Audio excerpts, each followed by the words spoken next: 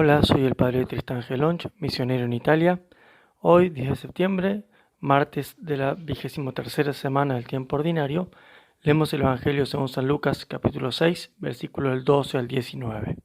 En aquellos días, Jesús salió al monte a orar y pasó la noche orando a Dios.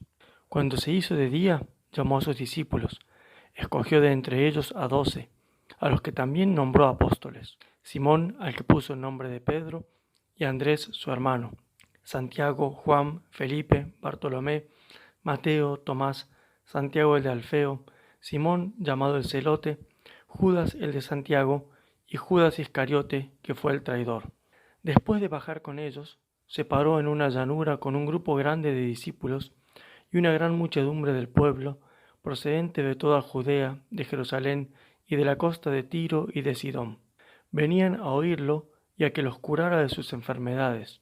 Los atormentados por espíritus inmundos quedaban curados, y toda la gente trataba de tocarlo, porque salía de él una fuerza que los curaba a todos.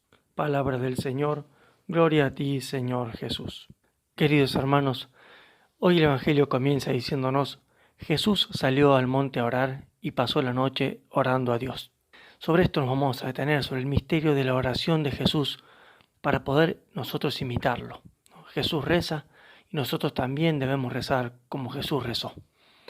Dice el catecismo que es sobre todo el contemplar a su maestro en oración cuando el discípulo de Cristo desea orar. Entonces puede aprender del maestro de la oración. Vamos a contemplar entonces el mismo hecho de que Jesús reza y ver el modo en que Jesús reza. Y lo vamos a hacer siguiendo algunos números del catecismo, de los cuales aconsejo la lectura del número 2601 al 2604, y luego hablando de la contemplación del número 2710 y los siguientes. Lo primero que podemos considerar es esto: Jesús reza. Jesús es un hombre de oración. Y nos preguntamos, ¿por qué reza Jesús? Si Jesús es Dios, si a Jesús no le falta nada, o no hay nada que no pueda obtener por su propio poder, ¿por qué reza Jesús? La respuesta, sin dejar de ser un misterio, es que Jesús reza porque la oración es un ejercicio de amor, principalmente, porque es un diálogo de personas que se aman y que, podemos decir, necesitan estar juntas, necesitan contemplarse, gozarse el uno del otro. Jesús reza para unir su voluntad humana a la voluntad del Padre, para obedecer. El misterio de la unión del alma con Dios es el centro de la oración. Y el mismo Jesucristo, ¿no?, en el Verbo encarnado, naturaleza humana y divina, unidas en la misma persona del Hijo de Dios, Jesús reza a su Padre en el Espíritu Santo.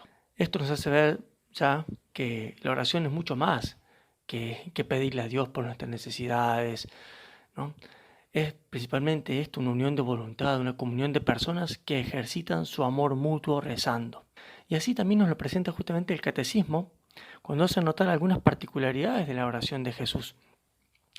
El catecismo señala que de las oraciones más explícitas que traen los evangelios, siempre comienzan con una acción de gracias. Y además, dice el catecismo que toda la oración de Jesús está en la adhesión amorosa de su corazón de hombre al misterio de la voluntad del Padre, ¿no?, en esa obediencia. También dice, por ejemplo, al hablar de la oración de Cristo antes de la resurrección de Lázaro, que Jesús dice: yo sabía bien que tú siempre me escuchas, le dice al Padre, lo que implica que Jesús pide de una manera constante y confiada. Así, apoyada en la acción de gracias, la oración de Jesús nos revela cómo pedir. Y dice el catecismo: antes de que la petición sea otorgada, Jesús se adhiere a aquel que da y que se da en sus dones. Y dice el catecismo: el dador, con mayúscula, es más precioso que el don otorgado. Es el tesoro, y en él está el corazón de su Hijo. El don se otorga como por añadidura. Y hermosamente dice aquí el Evangelio que Jesús pasó la noche orando a Dios. O sea, lo principal es la persona con la que hablo. Es Dios, por eso acá dice, es el dador. El don es algo que viene por añadidura. Además señala el catecismo que Jesús se apartaba con frecuencia a la soledad en la montaña, con preferencia por la noche para rezar. San Ambrosio dice que esto, subir a la montaña, es levantarse sobre lo terreno, sobre lo cotidiano. Es dejar lo que no es Dios para poder dedicarse a hablar con Dios.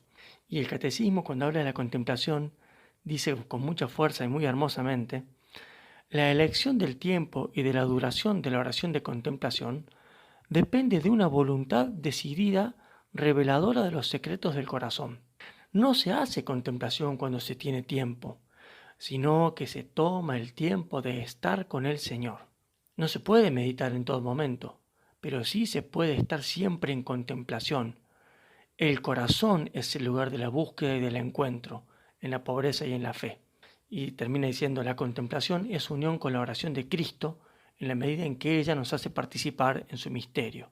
Por eso vemos que Cristo da gracias, que Cristo une su voluntad al Padre, que Cristo busca el momento para rezar, no se deja arrastrar por las actividades, ¿no? Y esto muestra la importancia que tenía para Cristo la oración.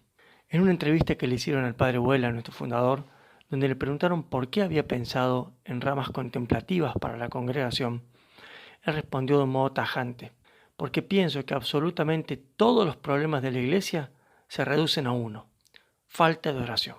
Por eso, queridos hermanos, contemplemos hoy la oración de Cristo y pidámosle a María Santísima, Maestra de oración, que nos ayude a penetrar en este misterio, nos ayude a participar a nosotros de la oración de Jesús, que nosotros recemos como Jesús, que hagamos de nuestra oración un trato personal con Dios, agradecido, en la soledad, en el silencio, que unamos nuestra voluntad a la voluntad de Dios con amor, con confianza y con la esperanza de poder cantar eternamente las misericordias del Señor.